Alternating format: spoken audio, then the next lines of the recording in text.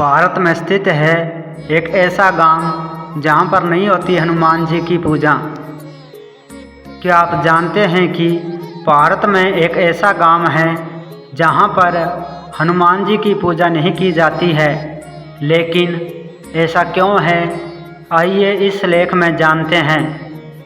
हनुमान जी अष्ट चिरंजीवी में से एक है और उनकी कृपा जिस भी व्यक्ति पर पड़ती है उनका जीवन सफल हो जाता है।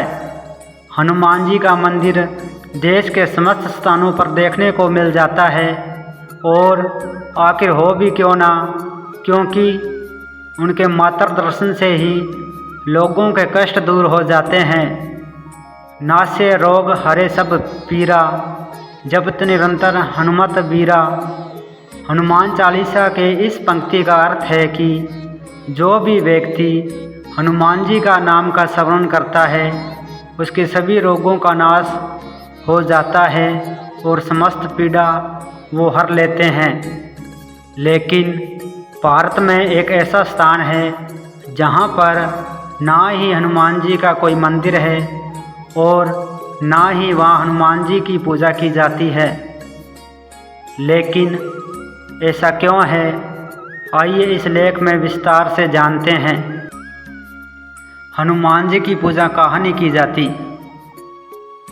हनुमान जी की पूजा हर एक सनातनी के घर में की जाती है, लेकिन यह थोड़ी सी आश्चर्यजनक की बात है कि भारत में एक ऐसी जगह है जहाँ पर हनुमान जी की पूजा नहीं की जाती है। बता दें कि ये कथा रामायण काल से जुड़ी हुई है।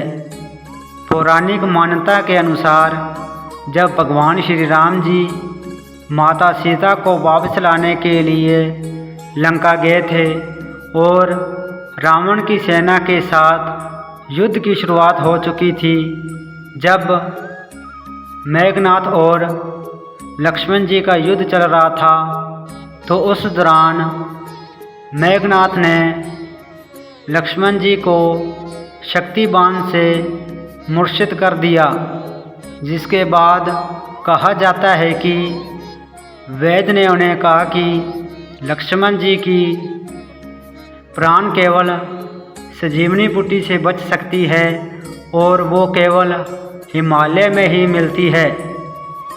फिर क्या था, हनुमान जी तुरंत ही हिमालय की ओर चले जाते हैं, लेकिन जब वे उस पर्वत पर पहुंच जाते हैं तो उन्हें संजीवनी बूटी की जानकारी नहीं होती है, इसलिए वे पूरा पर्वत ही अपने साथ में उठा कर ले आते हैं। मान्यता के अनुसार कहा जाता है कि जहाँ से उन्होंने पर्वत उठाया था वह उत्तराखंड के चमोली जिले का द्रोणागिरी पर्वत था। इसके बाद कहा जाता है कि जब हनुमान जी पर्वत लेकर चले गए थे तो उसके वहाँ के निवासी नाराज हो गए, जिसके कारण उस स्थान में हनुमान जी की पूजा नहीं की जाती। इसके साथ ही ये भी कहा जाता है कि इन स्थानों पर लाल झंडा लगाने पर भी पाबंदी लगा दी गई थी। अगर वीडियो अच्छी लगे तो लाइक और कमेंट करना ना भूलें। जय श्री राम।